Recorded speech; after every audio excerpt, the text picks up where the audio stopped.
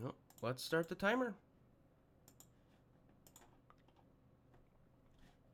Actually, I really need to pause this Dropbox. There we go.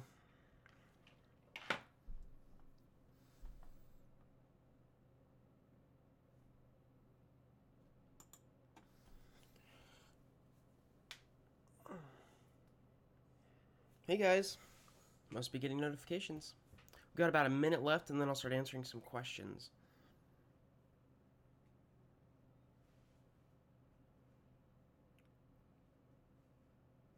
Book recommendations?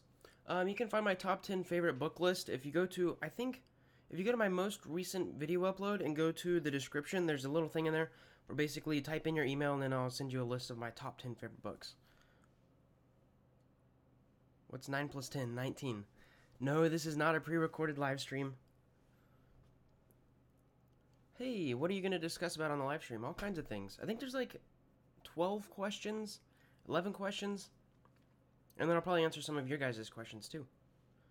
Did you study psychology on a uni level? Nope. Most of my psychology knowledge comes from psychology textbooks, but I did not go to a university to study.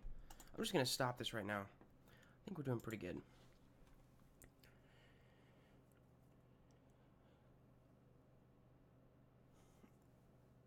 You guys have a lot of questions, but before we get to YouTube questions, let me go over some PGA questions. So, the first question of the day is, I've been thinking about making money online and I've been at a crossroads and deciding what to actually do. Part of me wants to purchase Clark's Video Breakthrough Academy course so that I can start my own channel, and I know that building an audience and gaining traffic is important for passive income, but I feel like anything I'd want to try on YouTube has a pretty full niche. And I won't stand out in an oversaturated platform. At least he says that it feels that way. Another part of me wants to try the Kindle book publishing and buying the K-Money Mastery course, but I don't really know what I'd write about. Any advice or thoughts would be appreciated. So the key thing that I can tell you is that just by purchasing one or two of these products, these courses, will not make you money. In fact, most of the stuff in those courses you can find online if you search. If you actually put in the work and dig for the information, you can find it. But they are just in the courses so that you don't have to do that work. But after you take the course, you are still going to have to put in work. The course is just the information. Like K-Money Mastery, you actually have to write a book or at least have a couple $100 of capital to invest in someone else to write a book. And on Clark's video course, which is actually really good by the way, you're still going to have to upload a video and then 5 videos and then 25 videos because that's just how YouTube works. My worry is that if you can't take the time and effort to look up some of the free information out there and start there, then after you buy the course, you still won't put in the time and effort into growing it. And YouTube is definitely not full, and it's actually really simple if you know how to rank for keywords on the first page of YouTube, on like the search page. So I'd suggest trying some free options to try to make money before you go the paid route, because that's what I did in the beginning, and you really learn a lot more when you go through the process of doing it for free. Then, as you learn a little bit more and become a little bit more experienced and realize, hey, this is what I want to do, then you can invest in those courses and kind of learn the tips and tricks and stuff that the experts have to teach. So, I guess I don't want to see you buy a course and then not put in the work afterwards and then not succeed. And through my own lens of perspective, these courses will be much more valuable to you if you put in some upfront work and prove that you're willing to work after you gain the knowledge. Because the knowledge after you gain in the course, you have to actually go out and do action, put action in to get results. Because as amazing as those sales pages might be, and maybe as insightful as the stuff that you'll learn in the courses, the only thing that actually changes how well you succeed after you buy it is the work that you put in. You have to apply that knowledge. So I hope that helps you. The next question is from Jitesh. Hey Theo, so I wanted to ask, how much should I price a product? For example, if my t-shirt manufacturing cost is approximately $10 and jeans cost $20, how much should I sell it for so that my brand to sell even more and it also maintains its status? Also, if I want to discount my products, how much discount should I give and when should I give discounts? Should I discount all my products at the same time or discount only limited stock? Also, could you tell me, when should I stop manufacturing the same clothes? Basically, when should I discontinue a product? So, good morning, Jitesh. The first thing I want to say is that I really have no idea what the average profit margin is for the clothing industry. So if I were you, I would look out to other brands who are kind of in your space and compare with them just a little bit. I don't mean like to copy their prices and stuff, but just to get a general idea, maybe a better idea than whatever number I might throw out. So for discounting on clothing, usually you discount at the end of a season. I see a lot of clothing stores do that.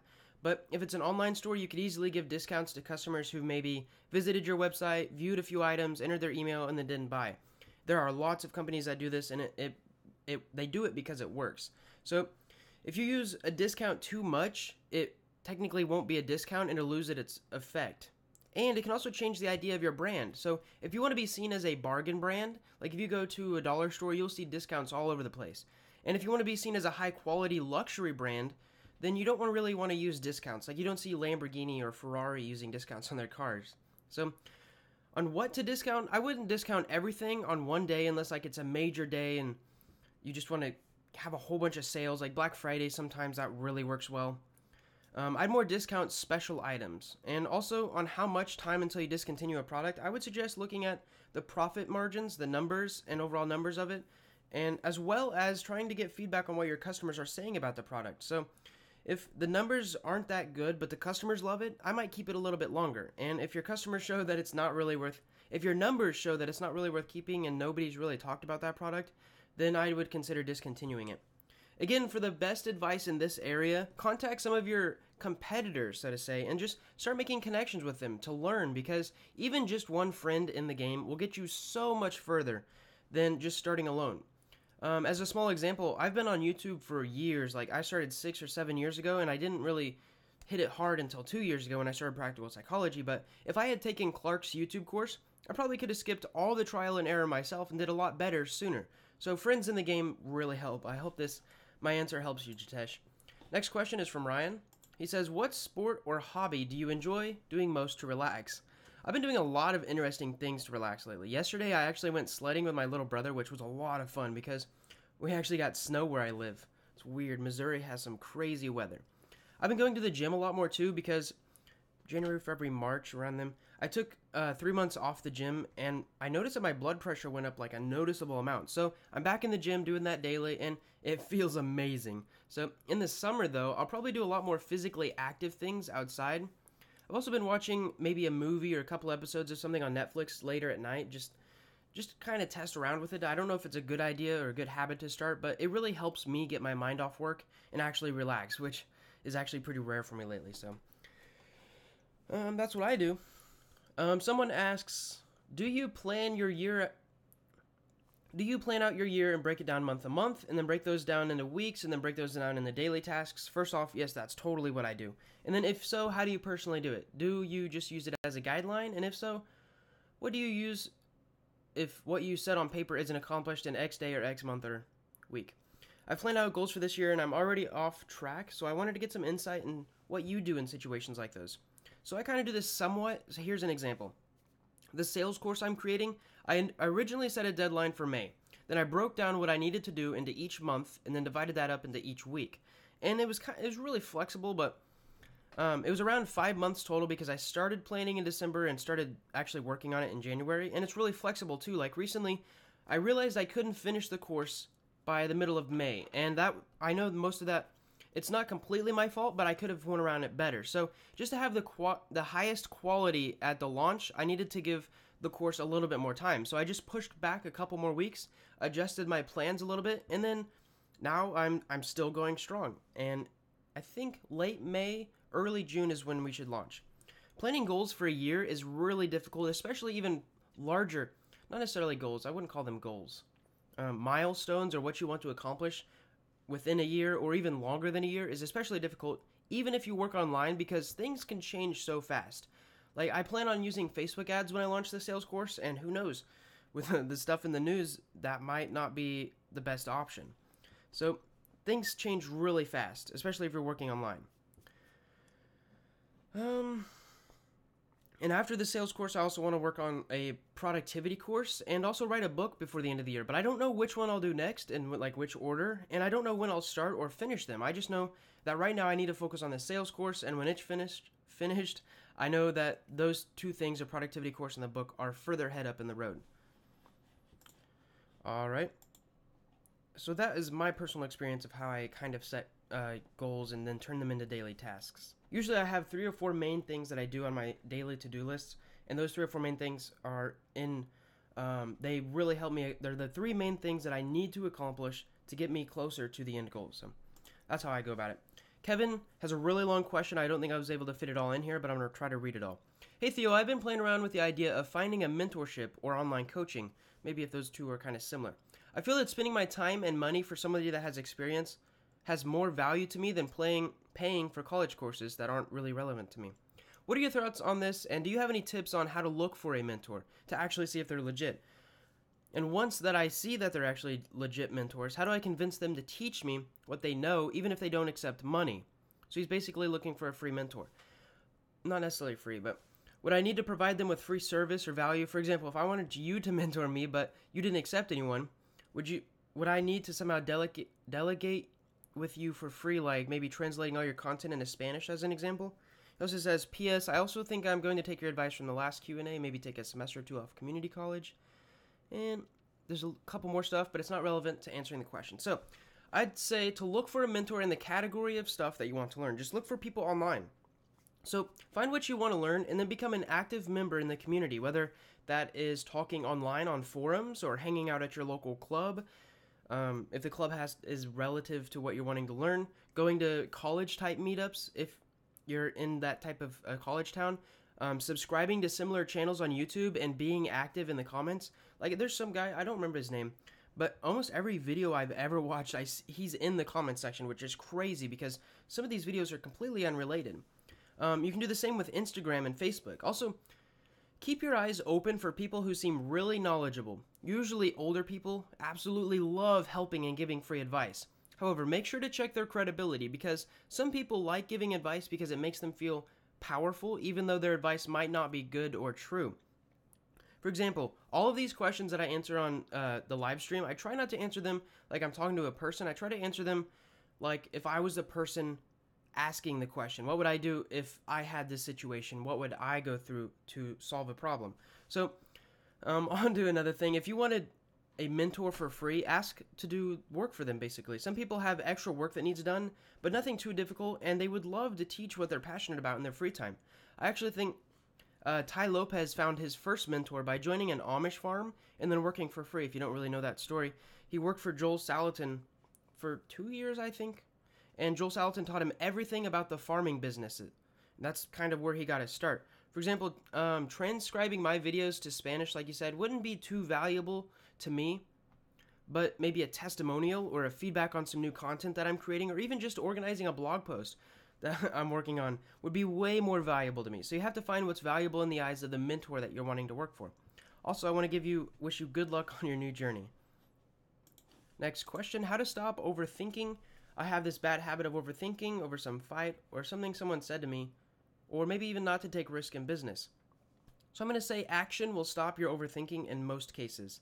Some people call it analysis paralysis, which means that they're basically deciding a whole bunch of choices, and because they're having such a hard time deciding, they don't even pick a choice. So in business, that happens a lot.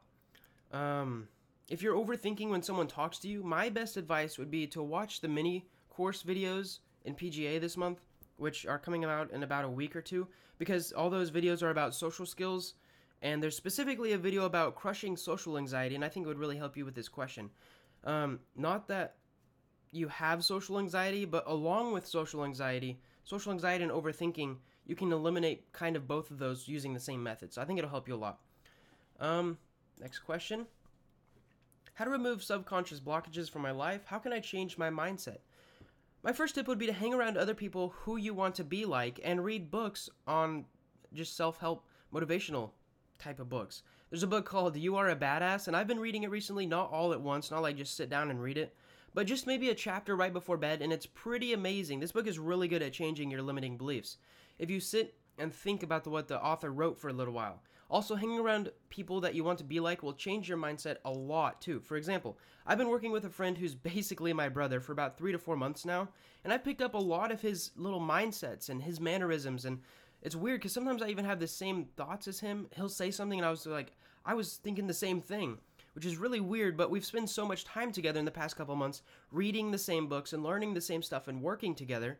So I'd suggest for you to either read books that have been known to change limiting beliefs, or to hang around people who have the type of mindset that you want. The next question is, should I buy a book to read if I've already listened to book summaries?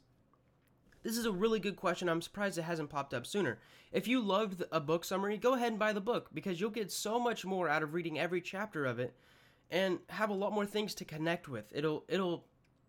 The perspectives that I have a lot are because I have read a whole bunch of books front to back. Not necessarily front to back, but I've read a lot of books, and that gave me a lot of perspective in making decisions. So the experience of reading a book is also usually a couple hours, while maybe watching a video is only 10 minutes. And because of that, because reading a book is a longer experience, usually you'll grasp the concepts and remember the ideas a little bit better. So if you didn't really enjoy the summary, that doesn't mean you shouldn't read the book, especially if you enjoy the topic that the book's on. If you read a summary, or if you watch a video summary and you don't really like it, but the book, maybe your favorite thing ever is investing, and the book's on investing, go ahead and buy that book and read it. That's what I would suggest. Bort asks, how do you personally get yourself psyched up to meet women? Hey Bort, for most guys, I would recommend reminding them the reason why they want to meet women. Some guys just want to get laid, while others are looking for long-term relationships, possibly even to start a family. And remembering why in dating seems to push a lot of people when they start facing rejection. Also, I want to say, don't force yourself to meet women, or even force yourself to get psyched to meet women, just because it's expected that you should. That might not be the best way to meet someone or a good foundation of a relationship. Instead, work on yourself, keep your eyes open, and be ready for new experiences. So I hope that helps you. I think the second to last question maybe is from Cece. Cece says, background, I had a few ideas to start a small business, and the first thing my best friend said to me was, this wouldn't work in our country, it's very expensive and it's a lot of work. She even gave me examples that didn't really fit the situation and totally unrelated. I didn't show it, but I was kind of angry with her afterwards. And why do most people, usually friends and family, tend to discourage you when you talk about your ideas of being an entrepreneur? What's your suggestion to deal with this kind of response with them and also within myself? It's a little warm in here. First off, it's really important to realize that she might be right. And in a lot of cases, when friends or family do this, it's because they love you, and through their lens of experiences and perspectives, it looks like you're about to start a crazy journey to the center of the earth just to say that you did so. So know that a lot of people, it probably comes from love, her shutting you down. I find that close people discourage your dreams because they love you and your dreams seem crazy or scary or weird. And usually further away friends or people that aren't friends, if they're discouraging you, it's probably because they're jealous and they secretly want to be better than you and they don't want you to succeed. So, secondly, make sure to do your research. So I think understanding why she's shutting you down gives you a better perspective. She just probably loves you and doesn't want you to get injured or have a painful experience of starting a business. Secondly, make sure to do your research and ask other people in the space that you're in for advice, because she might be right, like I said earlier. And nothing will destroy a relationship more than a resentful, I told you so, as a foundation. You do not want that. So to deal with it, I would say get more information, learn more, and maybe even present her with the new information of how it might work.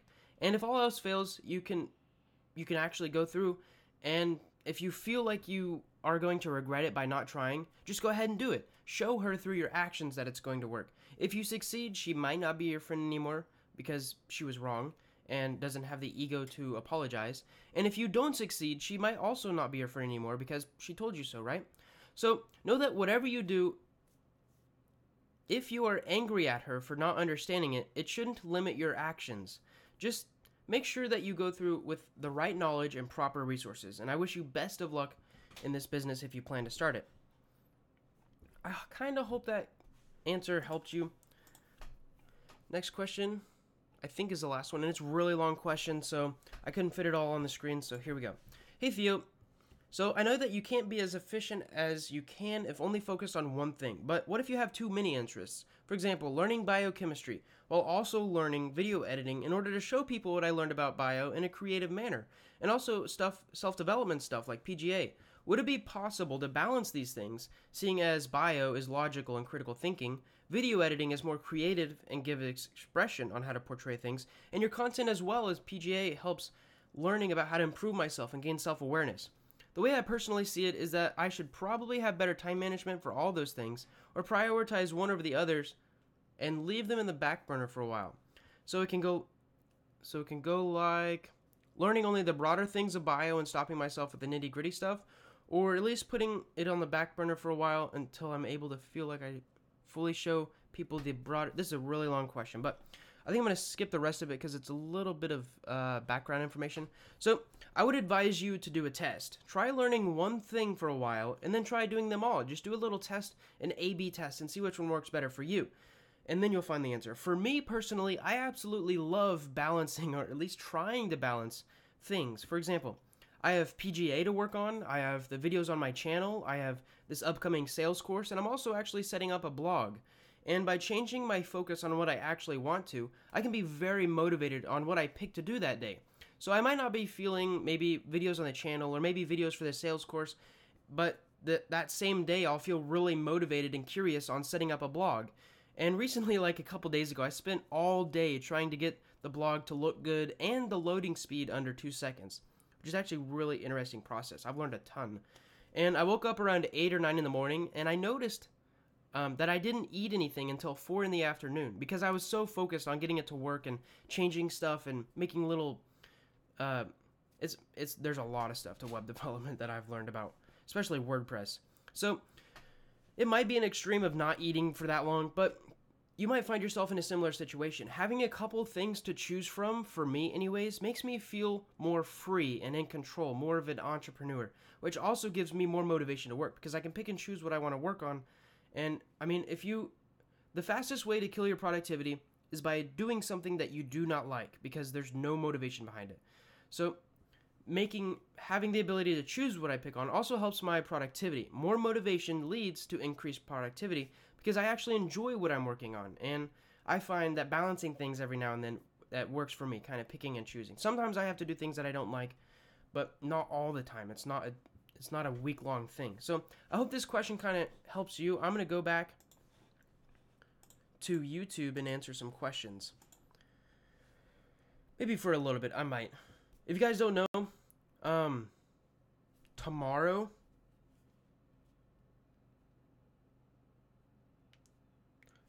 actually, I am heading to Las Vegas for a couple days, so if you're going to be in Las Vegas, message me on Instagram. I think it's practical_psych, PSYCH. It'd be cool to do a meetup. Never been to Las Vegas before, but we'll see. Trying to do a little bit more traveling this year. Best remedy for overthinking is just to start doing something. I agree with that.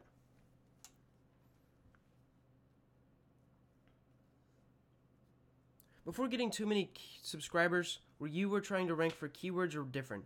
Yes, when I had under 10,000 subscribers, the only videos I made were for search because viral videos get a whole bunch of views and then they kind of die down and then you don't really get new subscribers and new views and new comments and stuff like that. But if you focus on search, like it's called evergreen, I could probably make a little mini course about this, but if you focus on things that are evergreen, like a political debate might not be evergreen. That is going to have a big spike and then it's going to die down and no one's going to ever watch that video again. If you make a video on how to be motivated, people are going to be typing that in for at least 10 years, at least 50 years, probably hundreds of years. As long as YouTube is still, well, that could be interesting. As long as YouTube is still up, people will be typing in how to be motivated. And if you can get a video to the top of that position and keep it there, that's how you keep getting new subscribers and new views, even if you stop uploading. And that's how last year, in the month of April, I didn't post any videos to the channel, and I still made $4,000. So focusing on search is something I would definitely do, and it's also something I'm going to be focusing on in the next couple months. Just the long-term value of a video that's focused on answering someone's question that they typed into search is one of the best things you can do for your channel or any brand for that matter.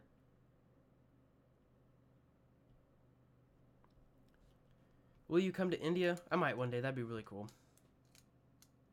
Is the bug repellent niche? You can actually go, I think it's Google Trend. You can go to Google Trend, trends, type in a word and you can see where the spikes in traffic are. Some keywords like how to get rid of a mosquito bite, that obviously is going to be a lot more, you're going to have a lot more of those during the summer months than the winter months.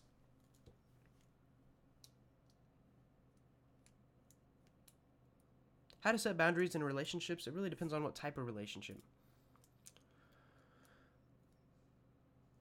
Does joining Practical Growth Academy now give access to all previous PGA content?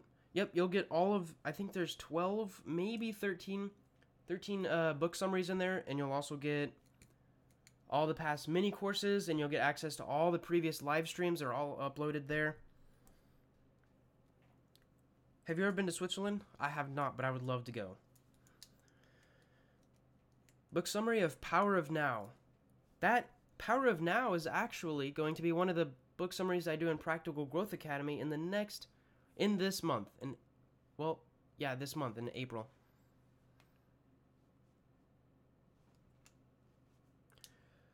Alright guys, I need to start packing for Vegas. It's going to be a really interesting couple days. Have you seen the face of Improvement Pill? I have not seen his face. However, he has told me a couple months ago, he said, invited me out to go hang out, but I'm not in his town. I live like 12 hours drive away or something like that. Maybe one day. Maybe Improvement Pill and me can do a face reveal together. That'd be really interesting.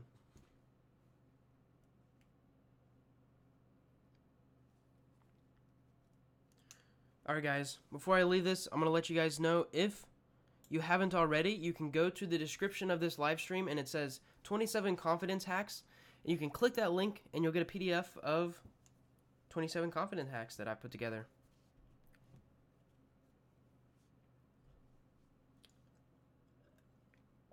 I feel like I talked really fast in this live stream. Do you guys feel like that?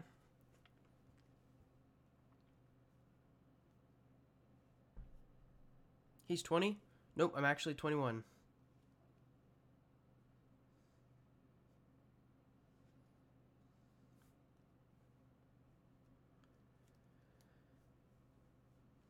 Have you ever been to Croatia? Nope, I haven't actually been to any other countries outside of the US. Speed was fine.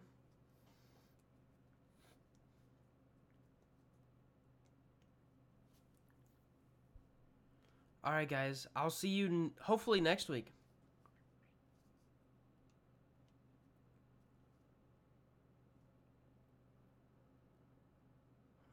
A lot of questions. Alright, hope you guys have a great week and an amazing Monday. Talk soon.